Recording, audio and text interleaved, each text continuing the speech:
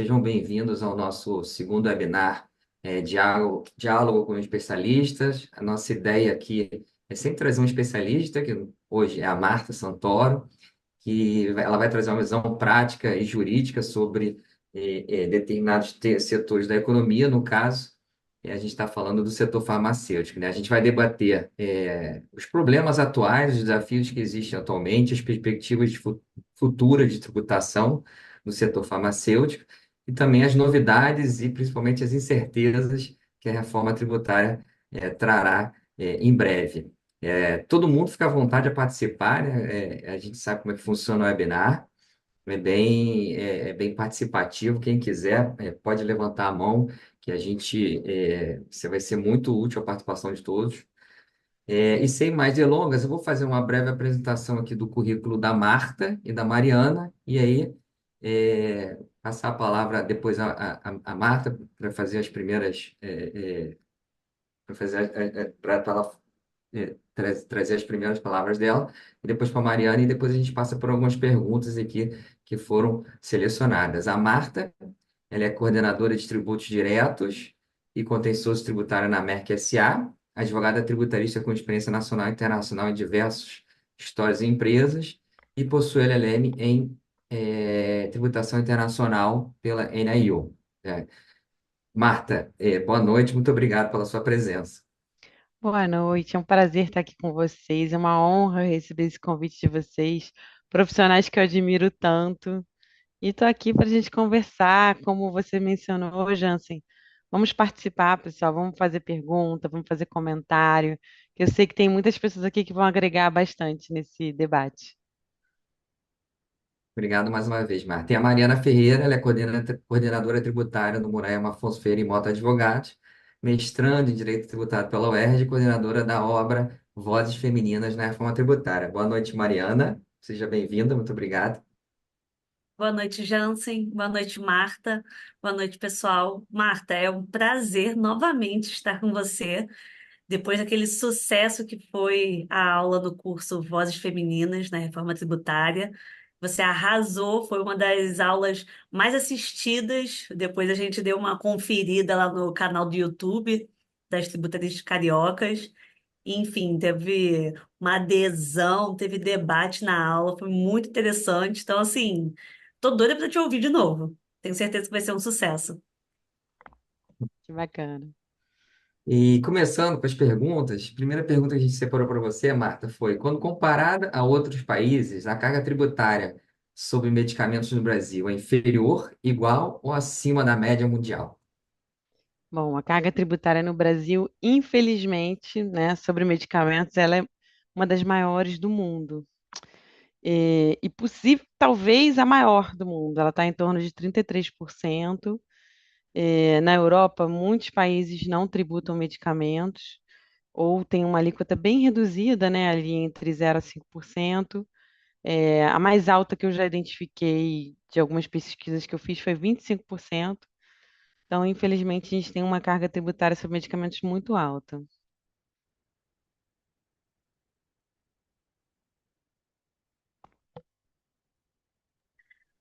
Bom, estava aqui sem microfone, agora que apareceu.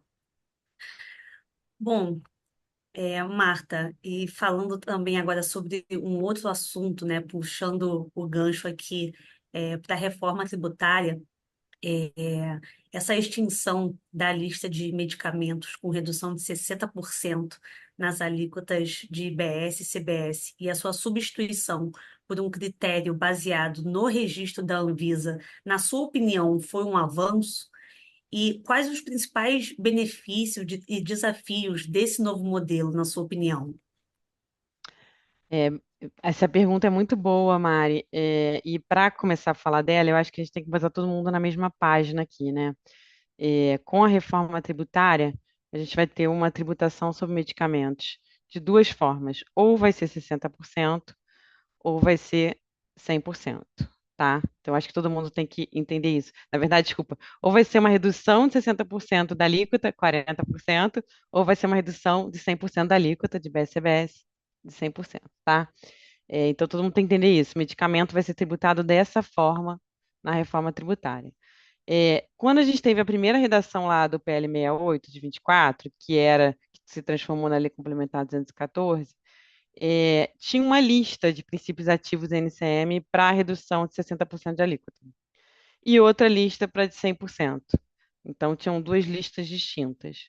Aí o setor se mobilizou bastante durante todo esse processo legislativo no ano passado, que se tornou essa lei complementar, e a gente conseguiu que o legislativo extinguisse a lista de redução de 60, né? Utilizando um critério mais objetivo, ou seja, todos os medicamentos registrados na Anvisa ou produzidos por farmácia popular entraram na redução de 60%. Enfim, e aí até já tem crítica a esse critério da lista de 100%, de 60%, desse critério de 60% de redução da alíquota, mas porque algumas pessoas falam, mas vai ter que ter esse registro da Anvisa, talvez tenha que ter um termo de conduta, porque assim fala a redação, mas eu acho que é o critério correto, porque a Anvisa tem que ter algum critério nesse sentido, né? Porque eu acho que faz sentido serem os medicamentos controlados pela Anvisa, porque a Anvisa é o órgão que regula os medicamentos. Então, assim, é um mínimo que você faz ali ter esse critério nesse sentido.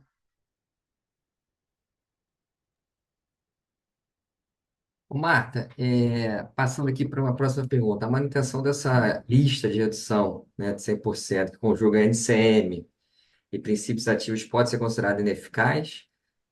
Como isso impacta a segurança jurídica e a isonomia tributária no setor farmacêutico? Além disso, qual foi o critério utilizado pelo legislador para a elaboração dessa lista? Bom, começar pelo critério. Não sabemos o critério, né? A Mari, que já conversamos bastante sobre esse assunto, não sabemos qual foi o critério. Há algumas pessoas que mencionam que pode ter sido algo relacionado ao SUS, não conseguimos identificar qual seria esse critério. O setor, de forma geral, eu não sei se tem alguém aqui do setor que pense diferente, mas o setor farmacêutico, de forma geral, critica essa manutenção da lista de 100% de redução de alíquota e defende um critério mais objetivo para essa redução, tá? Ó, tem alguém aqui já fazendo uma pergunta. O que que a Tem Ana, a Ana Pimenta. que que a Ana Ela comenta aí? falou, ela falou, Marta, boa noite. A redução se estende a produtos de perfumaria e toucador ou somente se aplica a produtos farmacêuticos? Medicamentos. Tem dispositivos médicos também em outra parte da lei complementar, tá? Mas aqui a gente está tratando exclusivamente de medicamentos. Essa, essa redução que eu mencionei, né, a de 60% que vai aplicar para tudo, são para todos os medicamentos, é, e a de 100% também para medicamentos, tá? Eu não sei se, se essa categoria de dispositivos médicos, acredito que não entraria pela sua pergunta aí, tá? Mas aqui a gente está tratando exclusivamente das reduções para medicamentos. Se qualquer outra dúvida, ou se não ficou claro, fica à vontade, gente, para falar, tá? A É, Ana, a Ana pode agradeceu, interromper. Marta. Enfim. Ah, beleza. Então Falou tá. que ficou Ficou claro. E claro. A Bruna Prado trouxe um comentário. Ela falou Hum. que não tem clareza, né, sobre essa lista. Ela diz que, em teoria, deveria seguir as desonerações atuais, mas não foi o que acabou acontecendo. Perfeito. Eu acho que faria todo sentido. Eu tentei fazer um cruzamento nesse sentido, Bruna. Dos principais convênios de ICMS, né?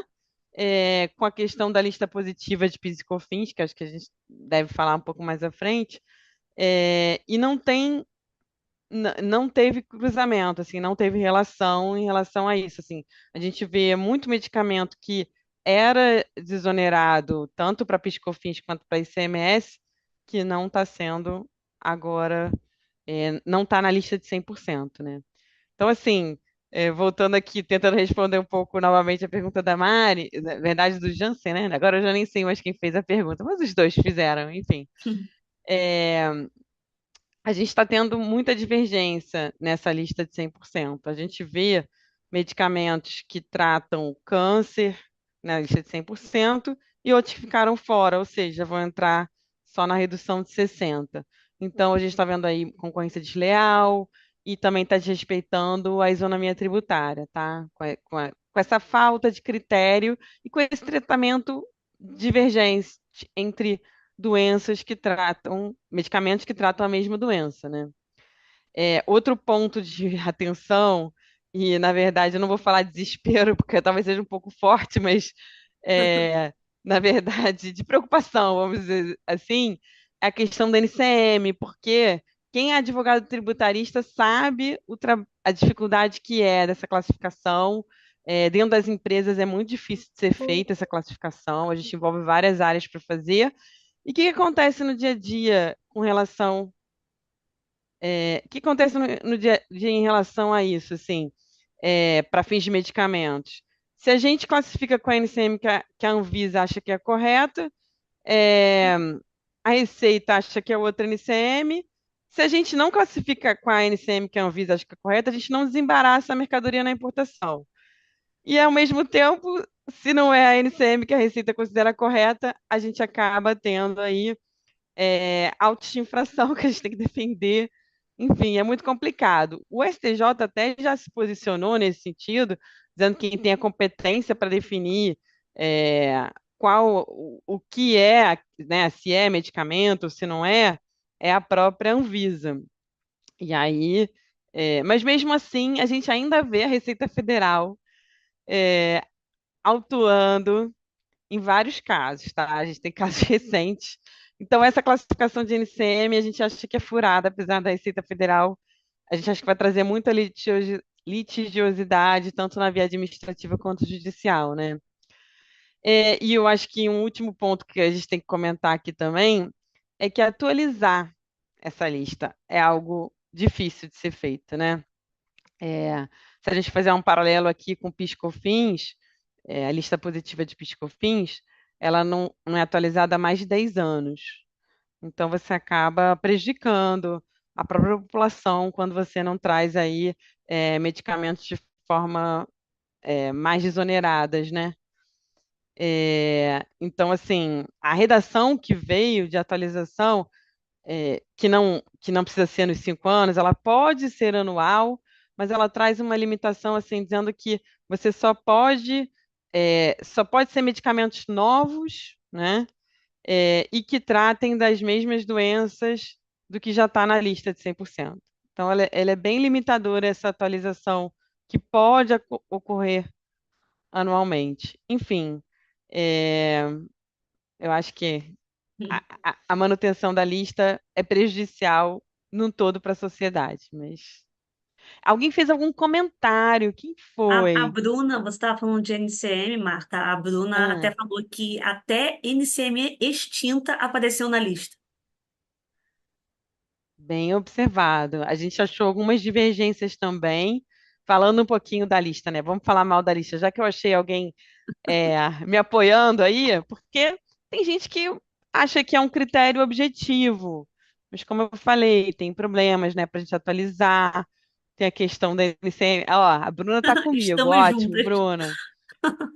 Então, assim, o que que a gente viu? Assim, como eu disse, a gente não viu o critério, mas a gente viu é, que dos 382, se não me engano, princípios ativos que estão na lista de 100%, 200 e poucos só que vieram da lista positiva de PIS/COFINS, tá? Então, assim, realmente, a gente não sabe qual foi esse critério que o governo utilizou. Se alguém souber, fica à vontade aqui. Jansen, por favor, fala comigo aqui, Jansen, vamos lá. Não, deixa eu só fazer uma observação. Eu assisti todas as audiências públicas, né, que debateram aí tanto o PL 68 quanto o PL 108. E o que foi levantado na época, tinha gente defendendo, né, a lista, justamente para criar um critério objetivo e não ter nenhum tipo de discussão com o fisco. Por outro lado, obviamente, a crítica a isso é que ficava muito limitada se houver um produto novo, ou se eu tiver um produto que não esteja naquela lista. E, por outro lado, tinha gente defendendo uma lista, a ausência de lista, né? Só um critério subjetivo, amplo. E aí, a crítica que foi feita é que a Receita Federal autuava as empresas, algumas empresas, alguns alguns produtos, porque considerava que aquilo não estava dentro da lista. E aí, aproveitando a pergunta aqui da Ana Pimenta, a pergunta dela é muito interessante, né? Porque ela fala em produtos de perfumaria e tocador. Atualmente, na lei da cesta básica, que dá isenção de ICMS para os produtos da cesta básica de janeiro, ela tem alguns produtos, né, de higiene e tocador, como sabonete, pasta de dente, escova de dente. Durante a pandemia, logo quando começou a pandemia, foi incluído o álcool. E eu tenho inclusive algumas autuações aqui no escritório, em que a lista era bem simples, ela falava arroz, né? E aí, alguns clientes meus sofreram autuações porque eles importavam arroz arbóreo. É.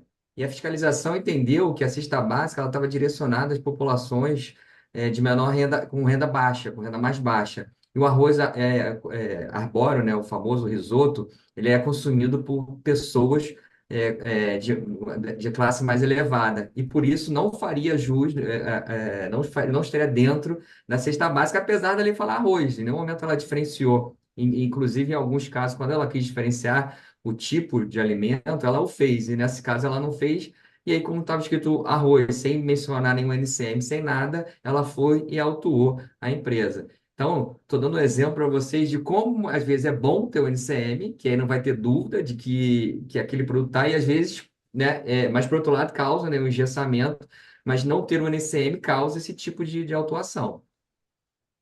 Mas é até curioso, né, você falar isso, que eu imagino que você ganhou a autuação, né, Jansen? Você conseguiu derrubar essa autuação. Porque, assim, vamos lá, nesse caso que você deu do exemplo do arroz. Se tivesse na lista arroz arbóreo, se no caso fosse um arroz mais simples, vamos dizer assim, é, aí tudo bem, né? O fiscal podia entender quando não fosse o arbóreo, ele poderia limitar, mas quando não tem a limitação, ele achar que a limitação não se aplica, né? O mais específico não se aplica ao geral, é meio estranho, né? Assim, é muita vontade de autuar, eu acho, nesse caso. Mas eu entendo o racional. E eu até acho curioso, né, um fiscal fazer esse racional, porque eles são, em geral, mais assim, literais, né? Fazer esse racional de que não estava na cesta básica fez até sentido para mim o racional dele. Mas eu nunca vi um fiscal ir tão além assim, né? Enfim, mas E teve interessante seu outros. ponto. Então, ele falou que a finalidade da norma não era, era justamente, a finalidade da norma era justamente as populações mais carentes, né? E aí, né, eu dei o exemplo de arroz, mas tem até o próprio café, o café expresso, ele entendeu que não era café, que objeto de isenção, então tirou, você teve uma série de produtos, e aí talvez, né, assim, Marta, seja bom que tenha o NCM, né? Assim, talvez, né? Vamos ver. Né? Eu acho que não, porque a gente tem o clássico na farmacêutica do Cebion e Redoxon.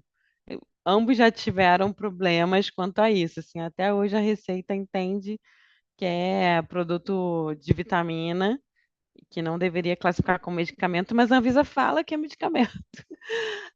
Enfim, mas tem outros casos também. Um bom exemplo da reforma é o arroz, né? Ou ele é vilão ou ele é mocinho. O arroz não, desculpa, o açúcar, né? Ou ele é vilão ou ele é mocinho, porque ou ele tem o IS, né? O imposto do pecado, ou ele entra na cesta básica. Fica essa dúvida, né? Mas eu acho que ele. Não sei se ele entrou na cesta básica. Ele entrou, você sabe? Eu não sei se o açúcar entrou. Acredito que Ele faz sim. mal para a saúde, mas ao É. mesmo tempo ele foi Entrou sim. desonerado. É meio complicado isso, né? Tem mais alguma pergunta, algum comentário de alguém aí no chat que eu não estou acompanhando aqui? Eu não sei se tem alguma Ah, coisa. o último comentário da Bruna foi falando que falta critério, falta neutralidade e a revisão mais célere deveria ser obrigatória e não o poderá que ficou no texto. Eu concordo. É, porque até se você comparar, é, em vários momentos que foram criadas essas atualizações para dispositivos médicos, tem uma outra categoria de que não é medicamentos, mas ela tem um nome diferente que eu não me recordo agora. é, Vários dispositivos similares a esse, eles vieram com redações diferentes. Até para alimentos também. essa atualização, cada atualização ficou com uma redação. Um tá poderá em um ano, o outro tá 120 dias. Então, assim, ficou uma coisa sem coerência, né? É, né, Bruna? O medicamento está 120 dias, mas para alimentos está com uma outra redação. E tem um desses, que agora eu não lembro de cabeça, que vai acontecer em determinado momento. Então, assim, cada um ficou num critério. Eu não sei se foram os envolvidos que foram, vamos dizer assim, discutindo, né, no legislativo e falando, eu acho que a redação melhor é essa aqui, eu acho que a outra melhor para isso aqui é isso aqui. E algumas foram passando e outras não, porque tá cada uma de um jeito. Se vocês repararem, é curioso esse prazo, né, de alteração. Cada uma tá de um jeito. Eu fiz esse comparativo. Enfim, esse era um dos textos que a gente estava tentando melhorar, mas o resultado final não ficou bom. Enfim, por Não tem causa uma disso, né? Tem várias uniformidade, né? pessoas. Oi? Desculpa, Não, Mari, não ouvi. não tem uma uniformidade, né?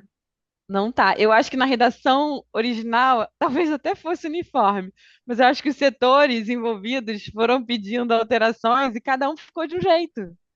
Se você comparar, e era um parágrafo similar, só que aí um foi colocando, aqui eu coloco no medicamento, eu coloco o Ministério da Saúde, no outro ele coloca um outro órgão, no outro ele coloca poderá, no outro ele coloca outro prazo. Ficou uma coisa um pouco esdrúxula que deveria seguir algum critério.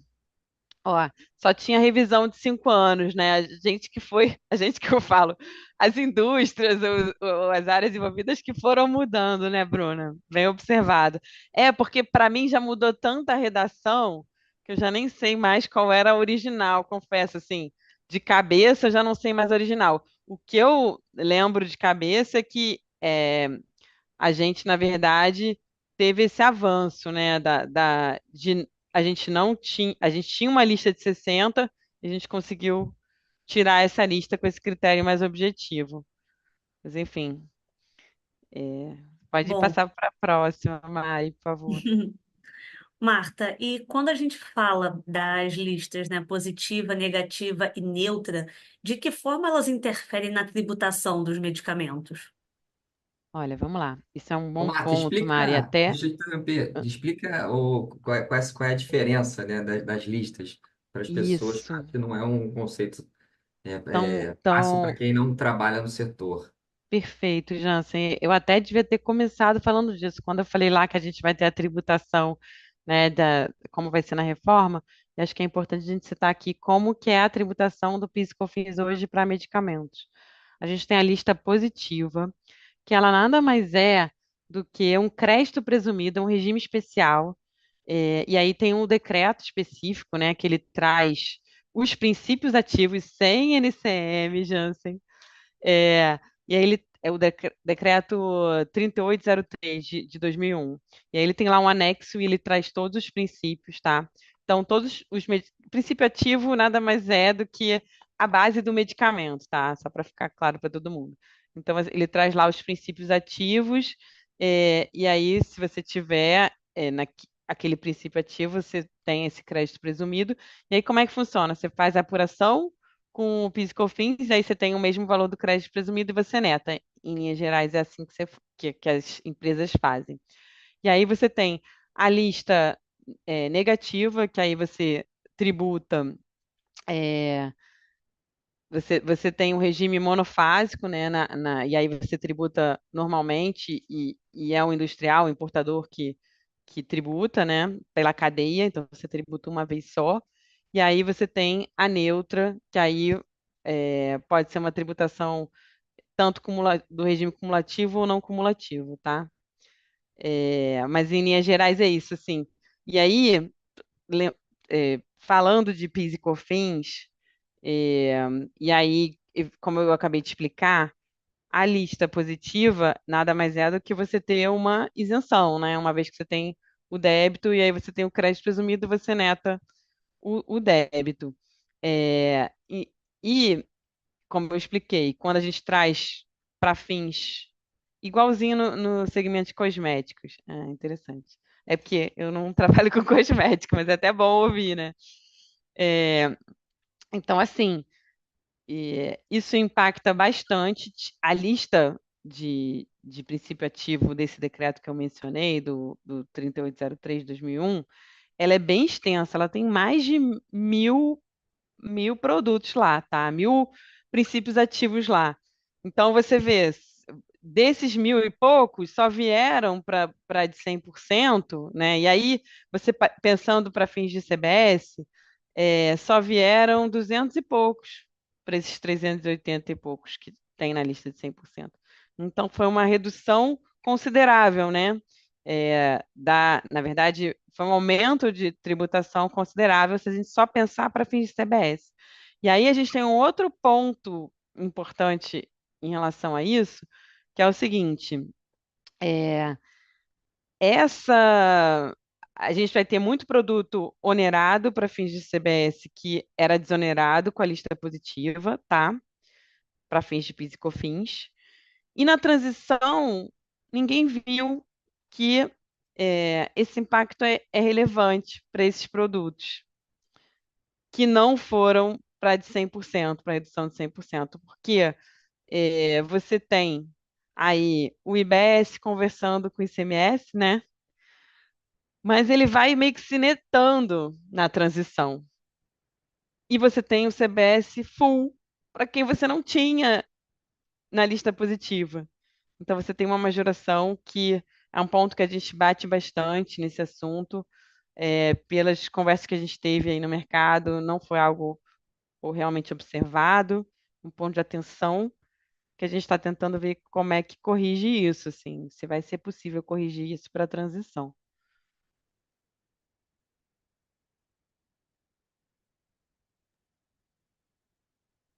Bom, Respondi sua obrigado. pergunta? Respondi sua pergunta? Acho que sim, né? Claro que respondeu. Eu acho que foi bem Você deixou claro as três objetivo. listas, como elas interferem. É isso. Bom, Marta, na sua visão, qual seria o critério mais justo e eficiente para definir quais medicamentos devem ter carga tributária reduzida ou zerada sob o novo sistema tributário? Bom, na minha visão, Marta, é que todos os medicamentos deveriam ter carga tributária zerada, né? Devia estar todo mundo na área de 100%. A Constituição agora permite, acho que a gente deveria estar lá eu acho que é uma questão, acho que os medicamentos são essenciais para a saúde, de forma direta ou indireta. E até já conversei com algumas pessoas sobre esse tema, assim. Já fui até questionada se eu acho que todos os medicamentos, eu acho que todos. Inclusive, é, o que alguns países fazem é desonerar os medicamentos prescritos ou os tarjados, tá? E tributar de forma reduzida os medicamentos, os remédios de prateleira, né? Que é como a gente acabou de citar, Cevião, vitaminas em geral, que você vai lá na farmácia, pega, é o remédio de prateleira, você vai lá, pega e compra. Tem país que tributa esse, sabe? Ou tributa esse de forma reduzida. Mas pelo menos os tarjados não tributar. É, enfim, e aí, considerando que no Brasil vai ser difícil a gente ter essa desoneração, apesar de ter esse sonho, e muitos tributaristas talvez estejam contra o meu posicionamento. Vão falar, Marta, você vai acabar com a tributação, de medicamentos, você vai acabar com o trabalho de muita gente. Mas, enfim, né, assim, os tributaristas da área farmacêutica vão falar, poxa, mas eu vou fazer o que agora, então? Se eu não vou, se eu não vou você não vai tributar mais medicamento, mas aí tudo bem, enfim. É, mas eu acho que, assim, brincadeiras à parte, se a gente não vai poder ter esse critério aqui no Brasil, porque aí vem aquela questão, eu vou aumentar a alíquota nominal, se eu fizer isso, se eu aumentar a desoneração, enfim. Um critério que a gente pensou muito e viu, assim, é um desejo, ó, dar um incentivo tributário. Aí vai todo mundo migrar para o petróleo no Rio, né? Mas tudo bem. Eu vi aqui o comentário da Ana. É, que já tem muita gente, né, no petróleo, mas enfim. É, mas assim, brincadeiras à parte, um critério que a gente viu que tem sido bem aceito assim nas conversas que a gente teve até com os órgãos públicos relevantes para o tema é talvez trazer linhas de cuidado, ou seja, definir quais medicamentos, por exemplo, quais tratamentos, né? Tratamento de oncologia, tratamento de HIV, tratamento de diabetes, trazer essas linhas de cuidado e aí se dá mesmo tratamento tributário para todos, né? Colocando numa redução de 100%. É, enfim, esse seria um critério que a gente acha que traz uma isonomia tributária melhor aí no tratamento.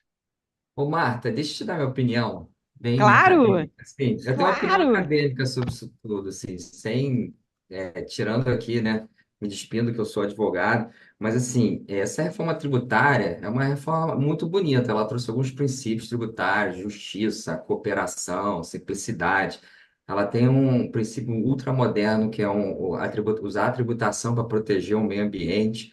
E ela escolheu determinados setores da economia onde a gente sabe que o Brasil é fraco, a gente sabe que o Brasil precisa melhorar, né? E aí, se você olhar bem assim para a estrutura, a gente está trazendo benefícios ou trazendo reduções para setores como educação, setores como os alimentos, setores como saúde. Tem um tratamento especial para o transporte público. O transporte público, comparado com os outros países, é horrível, né? Assim, eles precisam melhorar, os ônibus não são adequados, e aí tem um tratamento específico para isso. E aí existe toda uma lógica por trás desses, vou chamar de benefícios, ou por essas reduções de carga tributária. E para mim faz todo sentido o medicamento que está ligado intrinsecamente à saúde, principalmente nessas linhas de tratamento que você falou, ele ter um tratamento tributário diferenciado, deveria ser incentivado, a população deveria ter fácil acesso a esse medicamento, aos medicamentos gerais. Eu assisti numa audiência pública que é muito comum a pessoa estar com uma doença, estar com algum problema, ela sai do médico, o médico às vezes receita 2 ou 3 medicamentos e ela vai na farmácia e ela vira e fala, doutor, o farmacêutico, eu só quero um medicamento para tirar a dor porque eu não tenho dinheiro para comprar os outros dois. Isso é muito comum acontecer, assim, pode de repente não ser a realidade, né, a nossa realidade ou a realidade das pessoas que estão nos assistindo, mas o mais importante, que é ela dar continuidade ao tratamento para combater a doença, ela às vezes ela não tem dinheiro para comprar, ela só compra o remédio para combater a dor. Eu até mostrei isso a gente faz reunião semanalmente, eu mostrei isso para minha equipe para mostrar até a realidade. E aí eu acho que assim, você desonerar os medicamentos nessa linha de princípios de determinados setores que a gente tem que realmente desonerar para facilitar o acesso da população mais carente, faz todo sentido. Então, numa abordagem meramente acadêmica, para mim faz todo sentido os medicamentos terem uma carga tributária menor do que determinados serviços ou determinados produtos. Não, o amigo Isso, mesmo. oi? Mas não, eu chamei a Lula e a Gabriela fez. Então eu vou chamar, entendeu? Tem, Daniel? tem alguém Daniel falando. fez uma pergunta. Ele falou assim, né? Mas Mas para para isso isso não não tem a existe. farmácia popular? Ah, É, assim, Mas eu até sei responder da farmácia popular, mas se você quiser responder, a Marta. não, fica à vontade. Assim, Então, a eu estou farmácia tentando popular, entender o ponto dele, na verdade, o do contraponto acesso ao dele, né? medicamento, do acesso ao É, medicamento.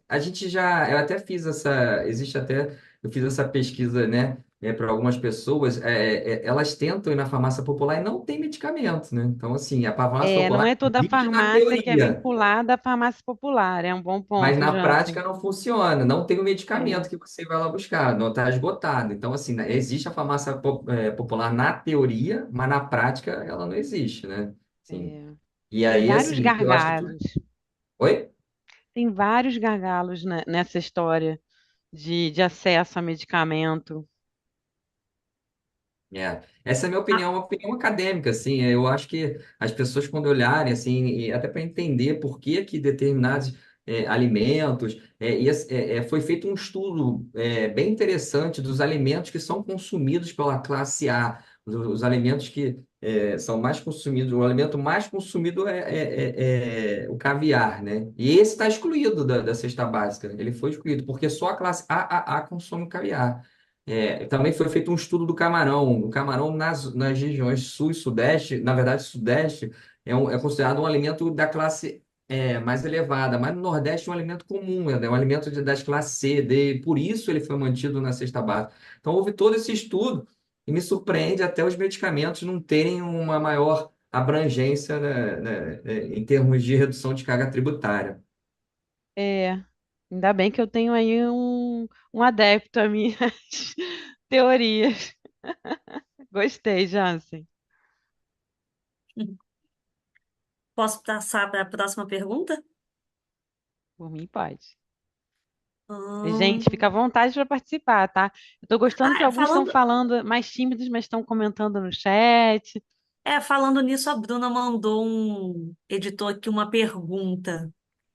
Ela falou: vocês entendem que o crédito presumido sobre estoque em 1º de janeiro de 2027 de medicamento adquirido sob o regime monofásico poderá ser calculado sobre a lista positiva também? Perspectiva do adquirente. Deixa eu ver aqui. O que você acha, Marta? Pode ser calculado sobre a lista positiva? Sobre o estoque, quando você fala, Bruna, quando você fala do crédito presumido, você está falando do crédito presumido ali do PIS/COFINS?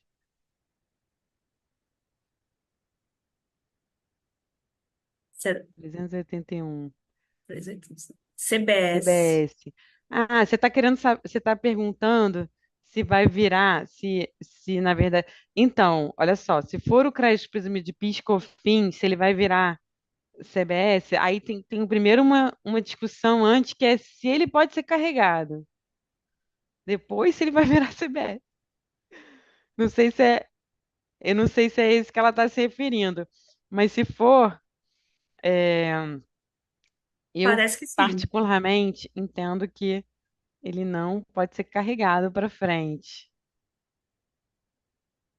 Crédito presumido de PIS/COFINS viraria CBS? A pergunta dela, será que é essa? Ela está dirigindo, também não quero tirar a Parece que atenção é, dela né? da direção, pelo amor de Deus. Mas e se for isso, Bruna, também qualquer coisa depois você fala quando você puder com a gente.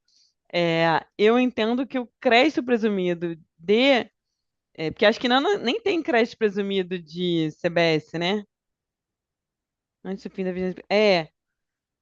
Então, É isso assim, mesmo, Marta. se for crédito presumido de PIS/COFINS, eu entendo, né, esse específico que eu mencionei, da 10147, ele é original da 10147, tá? Do regime de lá. É, eu entendo que ele não pode ser transportado e, por consequência, lá no final, acho que ele não vira CBS. Os créditos próprios de PIS/COFINS, eu entendo que eles sim podem ser transportados e aí eles viram CBS, né?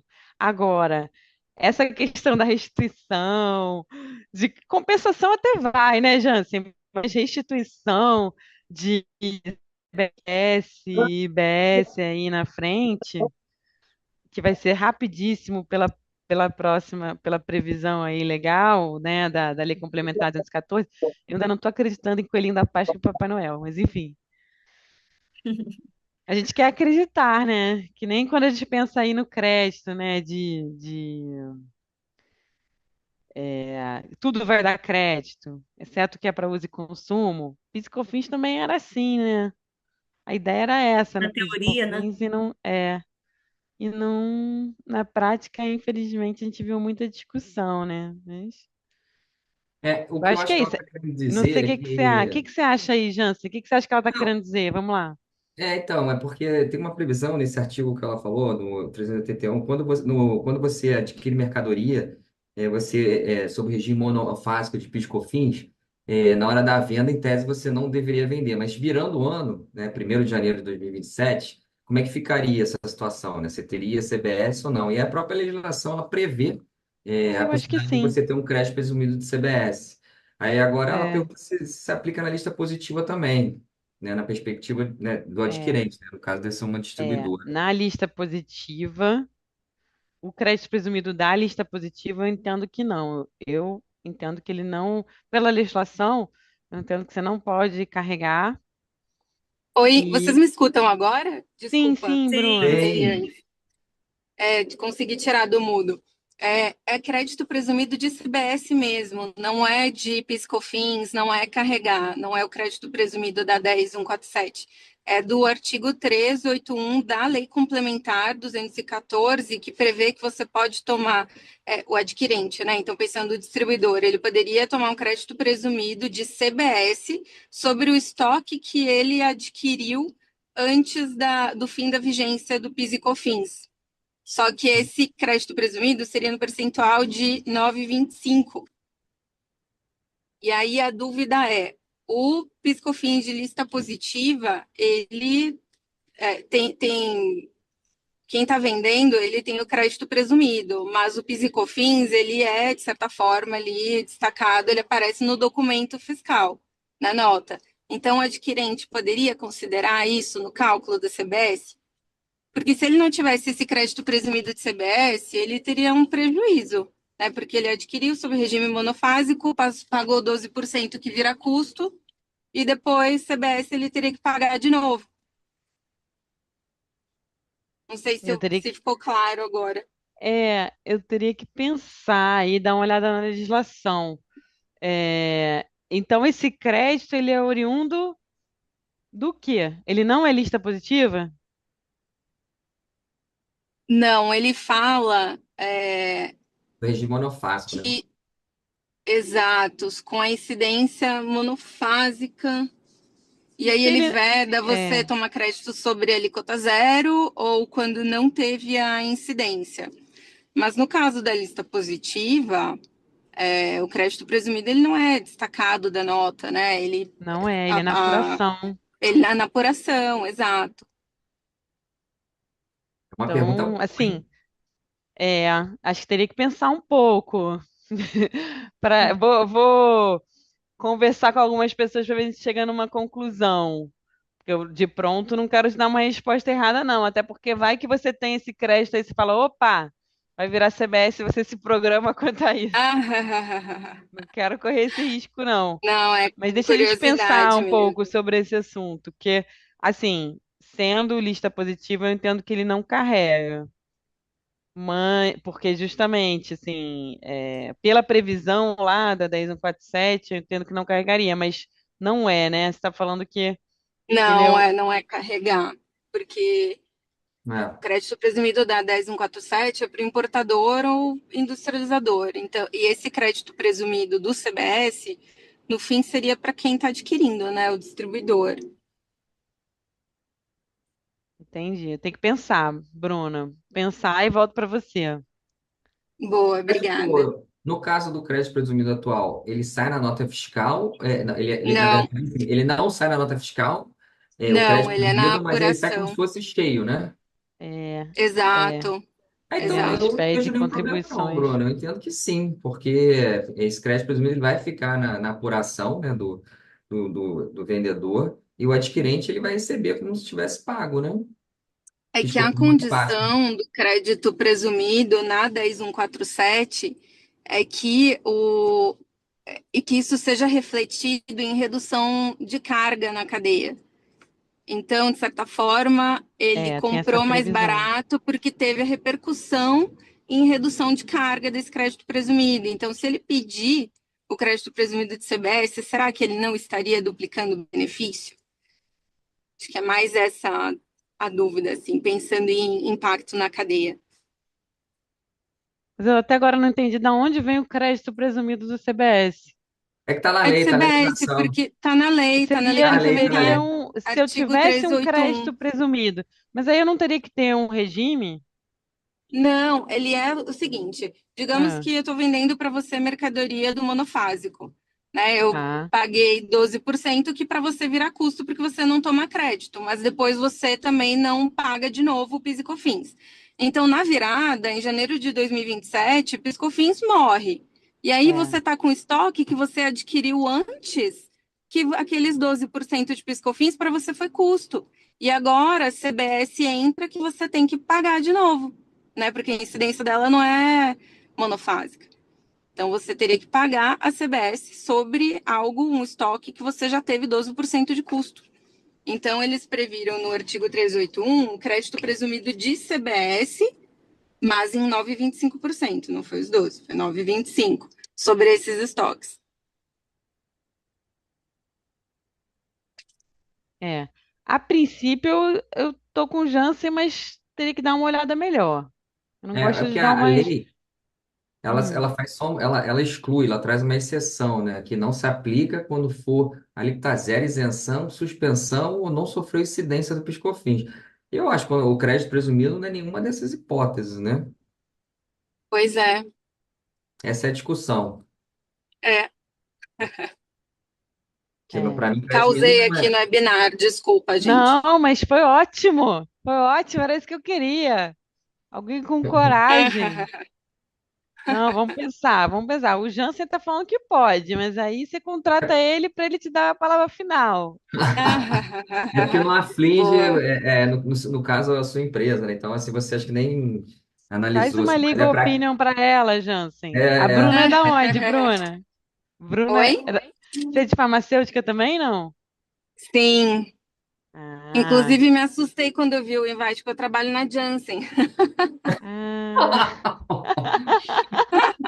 Ele entrou, obrigada, achando que era reunião de trabalho. Essa foi ótima. o fundador lá do teu chefe. Maravilhoso.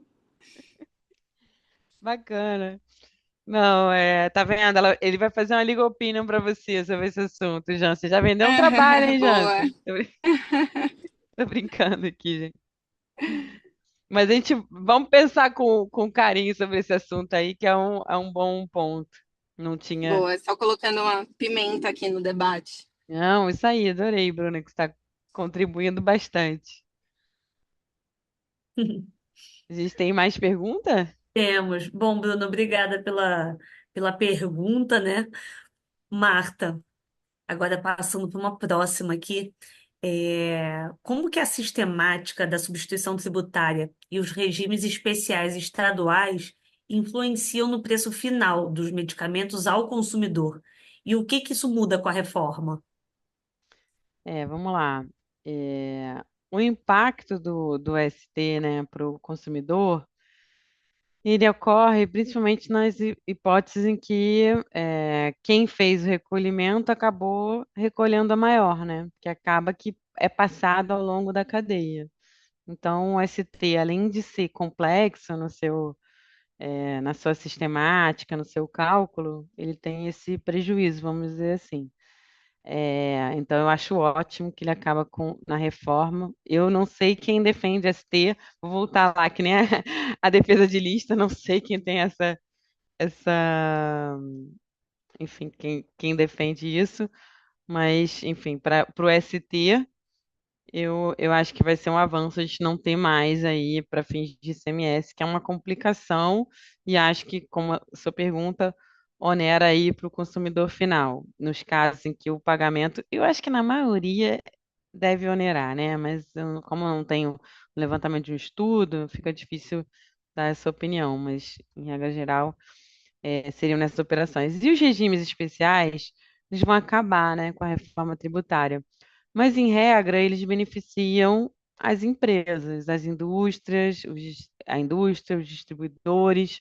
Mas, por outro lado, os regimes especiais, eles também beneficiam os estados que concedem, a população dos estados que concedem, porque, principalmente na prática farmacêutica, eu falo isso pela indústria, principalmente, é, e via de regra, você tem uma contrapartida. Então, você, para receber determinado benefício de CMS, você gera emprego, você tem que ter X quantidade de emprego gerando, você tem que importar pelos portos e aeroportos daquele estado. Ou seja, você faz toda uma movimentação da economia que indiretamente faz, vamos dizer assim, beneficia toda a economia e os contribuintes, né, daquela região ali. Mas com a reforma a gente vai acabar com os benefícios fiscais, para justamente acabar com essa questão da guerra fiscal, o que é válido, né? Porque a gente tem agora esse princípio da neutralidade, então agora não vai ser mais definido para onde as empresas vão com base na tributação, e sim por questões mesmo de logística, de mercado, enfim. Mas acho que essas são as minhas considerações. Alguém fez algum comentário aí pra gente? Quem foi? A Ana Pimenta falou que ela já queria estender esse assunto, esse bate-papo do segmento de perfumaria, cosmético. Ó, tá vendo? Tá gerando aí O debate toda só está uma aumentando. discussão. Tá gerando toda uma discussão aí bacana. Qual é a próxima, Mari? Tem. É comigo. Ah, é com E, Ana, Jansen. por que parece eu atuo mais no setor de perfumaria e tocador do que no de farmacêutica? Mas depois a gente conversa. Olha só, é, Marta, adoção de mecanismos como cashback é suficiente para compensar os efeitos regressivos da tributação sobre medicamentos, ou seria necessária uma política mais abrangente de isenção? É, isso aí, em relação ao cashback, né? Eu particularmente, Marta, não defendo o cashback, porque eu não acho que é o mais adequado como política pública, né? E acho que também que ele pode ser ineficiente, né? Fazendo um paralelo aqui com o benefício de INSS que a gente tem no Brasil, a gente vê muita fraude, a gente vê vários beneficiários que não recebem, né? Ficam meses sem receber, enfim. Não me parece o método mais adequado considerando a realidade brasileira, né? Mas, e até pensando assim, fazendo um paralelo com o que você falou, né, Jansen, da questão, né, do acesso, você fez a questão do acesso ao medicamento, eu acho que às vezes o cashback ele funciona em países que você não tem uma população tão miserável como a gente tem no Brasil. Como é que você vai ressarcir, às vezes? Eu acho que quem mais vai precisar de um cashback vai ser talvez quem não tenha nem dinheiro para pagar. Então, como é que a pessoa vai pagar? Ela teria que pagar para receber de volta no cashback. Mas se ela não tem nem como pagar, como é que ela vai receber? Vai ser aquilo que você falou, ela vai chegar na farmácia e vai falar: não consigo pagar, vai continuar a mesma situação, vou continuar com o remédio da dor, porque eu não consigo pagar. Enfim, é a minha visão, né? Mas não sei se você tem alguma coisa para acrescentar nesse ponto aí, Jansen. Qual a sua Não, eu opinião? acho que o cashback é muito difícil por tudo que você falou mesmo. Existe muitas fraudes e acabam que quando começa a haver fraudes, são criados mecanismos de controle. E esses mecanismos de controle dificultam o acesso ao cashback por quem realmente faz juros, né? E é aquele negócio que eu, né, sempre falo, né? Eu tenho muito receio do cashback, eu preferiria a gente começar, né, com alguns não com medicamento, para mim, medicamento é muito importante, né? Assim, é uma mercadoria muito importante, mas com algum outro que não seja tão importante, né? Mas aí também nem estaria no cashback, porque a gente sabe que, historicamente, os estados, né, o estado, de uma maneira geral, a União, o município, eles não são bons pagadores, né? Então, por isso que eu tenho uma dúvida enorme em relação à implementação de cashback no Brasil. Mas dando esse voto de confiança, a gente enfrentaria outros problemas, talvez até maiores, que são essas questões das fraudes mesmo, né? Fraude, controle, burocracia, né? Demora, e às vezes a pessoa que mais precisa, um morador de rua, que às vezes não tem uma conta bancária, não tem nada, ele não teria direito a esse cashback. E aí acaba que não seria tão justo como as pessoas imaginam que seriam a implementação do cashback. A Ana Pimenta, ela levantou a mão. Eu não sei se ela ainda quer falar. Eu não vi, Ana, Boa desculpa. noite. Boa noite, Desculpa. Ana. Oi, Ana. Eu só queria falar porque eu gostei muito do seu comentário, que eu sou da área de perfumaria, né, de tocador e cosméticos. Então, quando você falou, e eu, quando fiz vi o invite hoje, de que era realmente sobre produtos farmacêuticos, falei, por que não? Por que não estar ali do lado? E eu gostei bastante do seu comentário, Jans. Marta, estou adorando você, muito esclarecedora. Obrigada, tá, pela iniciativa. Obrigada a você. Obrigada, Ana, pela participação. Marta, e assim, para a gente finalizar com aquela pergunta clássica, né? Quem é o mais impactado com a tributação de medicamentos? A indústria, o distribuidor, a farmácia ou o consumidor final? Eu acho que a gente já Sim. sabe a resposta, né? Mas Acho eu que quero todo ouvir de mundo aqui você. sabe, né? Infelizmente. É o consumidor. Eu ia falar indústria, tô brincando. É o consumidor final, né, gente? Porque a gente sabe que todo mundo repassa a conta. Todo mundo repassa a conta para o consumidor final. Acho que é difícil alguém não repassar, né? Acho que todas. Tô vendo Pode aqui. ser qualquer setor, né? Exato. Tô vendo aqui o Zé, né, Aí o Zé Zé? aí, ó. Ó. Eu assisti a sua, tá, Zé? Perdão pelo Assisti. atraso, Mileide Marta. Perdão pelo atraso, Mileide Ferreira, meu mano Jansen. Boa noite a todos e a todas. Desculpa, tava correria no trabalho. Imagina. Muito obrigado por estar Ah, comigo e obrigada por ter pretendo vindo estar aqui com aqui. Mileide também.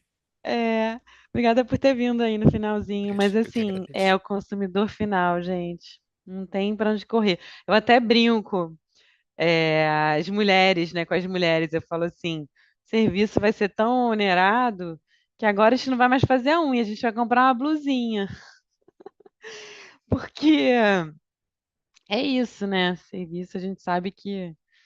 E como não vai dar crédito para pessoa física, a gente vai ter aí algumas dores. Enfim, mas é o consumidor final, Mari, infelizmente. É. É uma pergunta clássica, né? Só para a gente fechar aqui o debate. Queria perguntar se mais alguém tem algum comentário, uma crítica, uma opinião, né? A Bruna e a Ana super participaram aqui com a gente. Aí a Dani aí, a Marta, aparecendo também aqui, fazendo um Cadê a comentário. Dani? Dani fez comentário? Ah, querida. Mas acho que é isso, né? Acho que não, ninguém tem mais nenhum comentário para fazer. Não sei se tem alguma consideração final. Não, só agradecer mesmo a Marta, você pela participação. Marta, você quer fazer algum comentário final para a gente concluir? Tá. Na verdade, só além de agradecer novamente aqui a oportunidade, é uma honra ser seguida depois, assim, é uma honra estar aqui com vocês, né, Jansen e Mariana. Adoro trabalhar com vocês, as oportunidades de trocar com vocês.